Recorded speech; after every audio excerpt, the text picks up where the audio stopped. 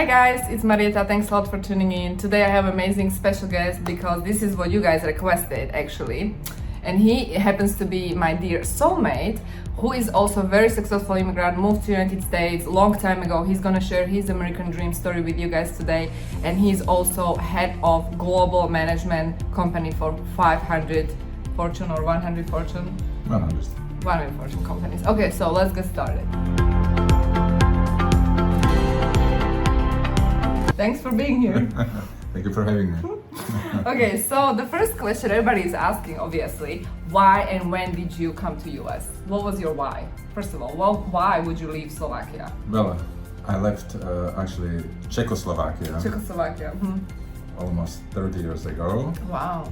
And at the time it was still communist country, so for me it was very good reason to get out of there.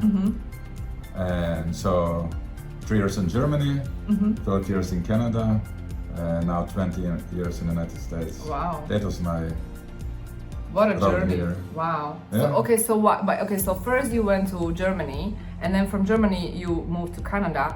And why not staying in Canada? Why did you leave Canada? Well, first, Canada is very, very nice country. I still like Canada. It's a great society, very friendly country. But for me, United States was the country of the freedom and, as they say, the country of opportunities or unlimited opportunities. So that was my reason to come here. Okay, but still, what was the underlying why? Because not that many people actually. They are not that brave to leave their countries, you know what I mean? And you did it during communism. I mean, that was pretty difficult itself. So what was your why? Why would you leave Slovakia back then? It wasn't like you can just leave the country. It wasn't like open border. Oh no, for sure not. So what was your real why? Well, I guess the real why is sounds simple, but it's the freedom of what you want to do, what you can do. What you want to be, free society, big country, country of law, which is important, I believe. And you can follow your dream, whatever it is. You can have a crocodile farm in Florida, or you can work for the bank, or you can surf in California, whatever you like. Love it, yeah. So take us where you started. So you moved to Germany first as a political refugee. Yes, and Germany was very good to political refugees at that time because they recognized the danger of communism. They recognized the communist bloc or the East bloc was not free, so they helped the immigrants, I have to say.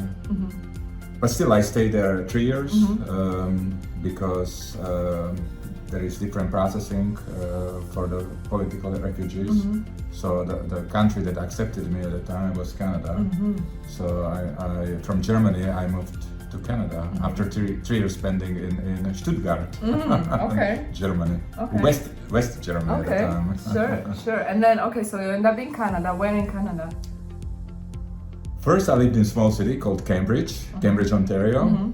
Actually, I worked there. I was engineer from back in Slovakia, but I wanted to enhance my education, so I moved to Toronto and studied in Canada at Ryerson University.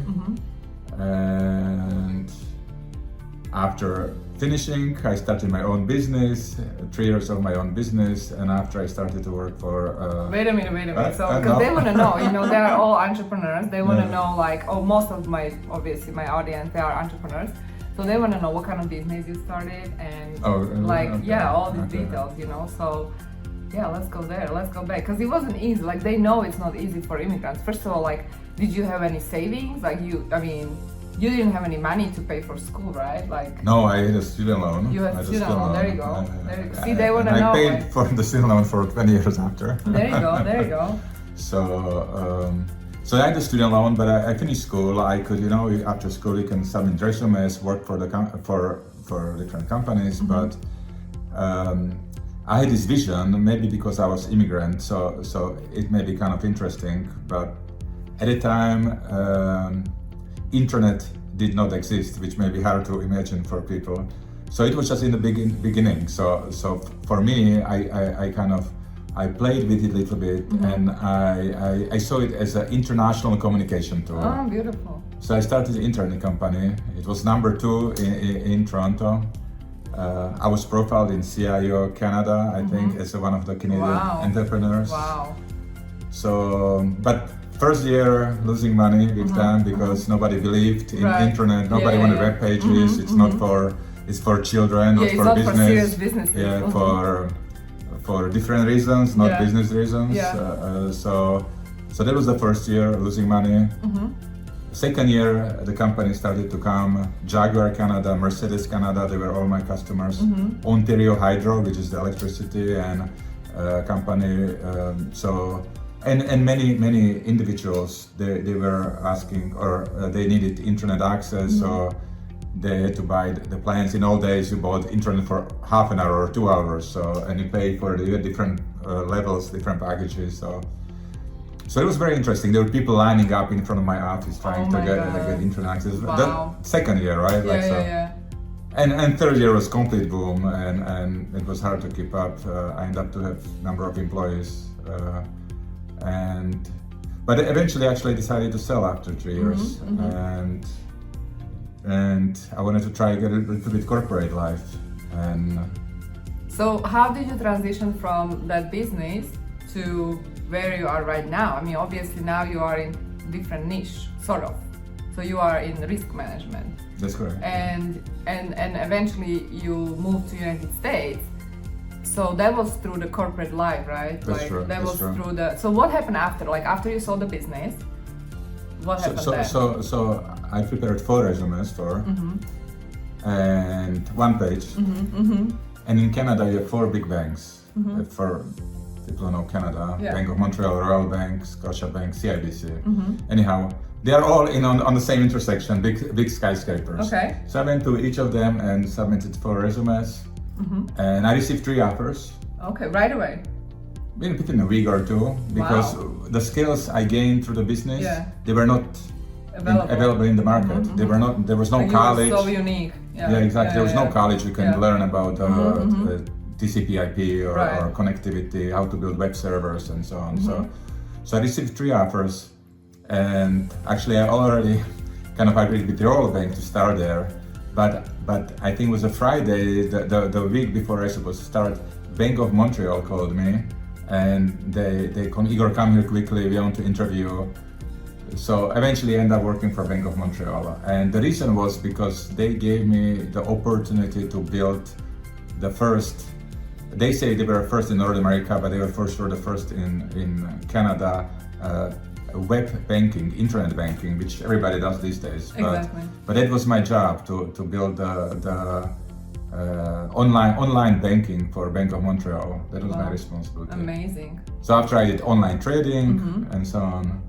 Okay, so that's how you sort of transitioned to corporate world, and then from there, your big dream was Wall Street. It's true. How do you know? So let's talk about your Wall Street vision. So because this is like important to mention that it's not enough just to, people, they want to be successful and all of it, but like you had the vision, right? And that vision was driving force behind everything you manifested. So talk about the vision. That's true. The vision behind the Wall Street. That's true. Actually, the white building. Let's go to the white building. Remember the white building? Oh, really? Is it interesting? Yeah. Interesting for your audience? Yeah. So, but it'll be hard to believe it. Well, it's not hard to believe. Like, you are the living example. Okay. Hello. So I'm a fresh immigrant to Canada. Imagine this, fresh immigrant. I have no idea even which banks or companies are in Canada. So I'm driving my 20 years old used car on one of the Toronto highways, and you see the beautiful skyline of Toronto. And there was one building, it was white. I remember that it's like marble, and it was the tallest. So I'm in the car looking at the building, and I'm thinking, wow. Yeah. I would like to work there. I would like to work there, and it felt like I felt very strongly about it. So anyhow, and I really like it stuck in my memory. But in the meantime, I went to college. I started my business. 7 years later, I had a corner corner office in this white building, and it was Bank of Montreal. Oh my God! See, guys, like it is real. Like you have vision, and you believe in your vision, and eventually you'll get there. Because I think like it's true. Like I believe that. I mean, if you really feel it in your heart, then you can manifest. Looks like it does work. So that was the one vision. The first you manifested the first dream, and then second one was Wall Street. That's true too. So talk about Wall Street vision and an experience. So I'm working for Bank of Montreal, tallest building. I'm very happy, great career. So after you think as an individual, okay, what do you think? Okay, what's the next step in your career? Okay, you achieve this, you achieve that. So for North America or maybe global financial world, Wall Street is natural next step. Yeah. So actually, I hope nobody's watching who works for Bank of Montreal. But I went for a business trip to New York, and I submitted a bunch of resumes on Wall Street. At the time, it was before 9/11. You can actually walk to the building. Where is the HR department? They told me, I went there, here is my resume, hire me, I am very good. And then what happened? They didn't hire me. No? They didn't How hire come? me. I don't know. Like, It's Wall Street, it's different story. No, didn't like, didn't click at the time. Okay. So it was not my first try. Okay. But again, like I kind of, okay, so I said, okay, but it was still on my mind, but I did a little bit, not really plan B, like a little bit, maybe different detour. Yeah. So from Bank of Montreal, I worked for Charles Schwab, which is American big corporation, but in Canada, which is actually big on Wall Street, Charles Schwab. And after different Canadian startup, which actually had a connection with Bank of America. Bank of America was one of the investors. And actually, that was the reason why I actually ended up in North Carolina, Charlotte, United States, because they offered me relocation, and it was L1A visa. Yeah, L1A. Management relocation. So but I had to hire a lawyer. I didn't know MARIETA'S at the time, so I had to like do a little bit of my own search and. YouTube, nobody was on YouTube. No free videos, guys, like this. No motivation for that, right? So kind of the old traditional way. So, but eventually I got the L1A visa. After a few years, I think 3 years, green card. EB1C, most likely. I think so. Maybe 5 years citizenship. But I can get back to the Wall Street. Yeah, of course we want to go back to the Wall Street. Yeah. So anyhow. This company relocated me to United States, so I'm happy. Yeah. United States, finally, done. You moved to United States. I'm very happy. Yeah. But still not on the Wall Street. Yeah. Even I was working with Bank of America, which is very cool. Yeah. But not Wall Street, right? Yeah. So I'm sitting in Charlotte, working for Bank of America, and one of my former managers calls me, Igor, I have this great opportunity for you. Would you like to work for me? I said. Her name is Maina. I said, Maina, this is very nice of you. Thank you for thinking about me. But I'm happy where I am. I mean, this is I like it here. I have a good life. Yeah. Work for a great company, so I'm happy. But she said, okay, Igor, I respect your opinion, but just so you know, your first assignment is on Wall Street, and the address is 1 Wall Street, not any Wall Street, 1 Wall Street. So my second sentence says, okay, Maina, when can I start? So I ended up working on Wall Street. Wow, that's beautiful. So that's very nice. 1 Wall Street and Broadway, right next to the New York Stock Exchange. Wow. So when you look back, you sort of manifested all your visions, and you are living your American dream. That's true. And someone who is watching and they are dreaming about American dream, what would you? That's my message. No, what would you tell them? Someone who has this big dream like you had. Like remember, you go back to, you were still living in Slovakia, it was communist regime, and you were dreaming about freedom in this country, right? And like, let's imagine someone like that is watching, and what would be your message for them? Like people who have maybe vision, they want to start their own business, but they have no idea how, or maybe they want to move to US, they just don't know how. Like, what would you say? Because when you look back to this, like your journey, it's a clear proof that you manifested everything you wanted. Stick to your dreams. Number one, get good immigration lawyer. Number two. But like, what if they don't know how? What if they are afraid? You know what I mean? Well, still, I say stick to the vision, stick to the dream, but work with people who can help you. That would be my. And what do you think about mindset? Like, how important is the right mindset? Everything. Is everything?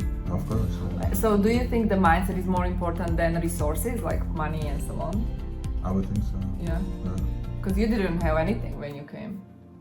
No. It's not like you had it's not like you trust baby, you know? No money, no connections. No money, no connections. Not even English, right? Not even English, yeah. So someone who is like that, you know, they have a big dream, like, let's say they sometimes, because I'm getting these comments, you know, it's good for wealthy people, into investor visa is for wealthy people, you know, I can only start my business when I have money, you know, or it's not for me, it's only for lucky people, you know what I mean? And that's not necessarily true, because you are living proof that American dream, you can live your American dream if you really trust your vision and you go for it and you never give up, right? So what would you tell people who have big American dream and they are wondering if it's possible, even today, because we live in different time? I mean, I think it's still here. I traveled the world. I was in many countries, from Australia, Singapore, you name it, really many. I worked there, so I know how it works. South America. But you still Asia. Think that this country is providing the opportunity for American No dream? question about it. No question about that. And I'm sure many people hear about the politics in the United States, how it is messy and so on. That's one side of the United States. The freedom is here. The creativity is still here. Sure. And it will stay here. It's the way of how the people think here. They are positive, they are creative. Entrepreneurship is appreciated. And just look at the world companies, from Google to Tesla to Amazon. I mean, they are leading the world. Nice. In my view, I mean. Beautiful. Okay. So anything else? Any regrets you have on the way? Not really. Maybe next time I have to think about it. No regrets. That's perfect. I think the regret would be if someone doesn't really follow their heart. That would be the regret, but you don't have any because you did it, and that's what life is about. So. I think so. Awesome. Well, thank you so much for sharing. Thank you for having me. Hope it was not completely boring. Okay, guys, if you have any comments, questions, you can post them below. Of course, if you're new to my channel, make sure to subscribe. And thank you so much for tuning in, and I will talk to you soon. Bye-bye. Bye, guys.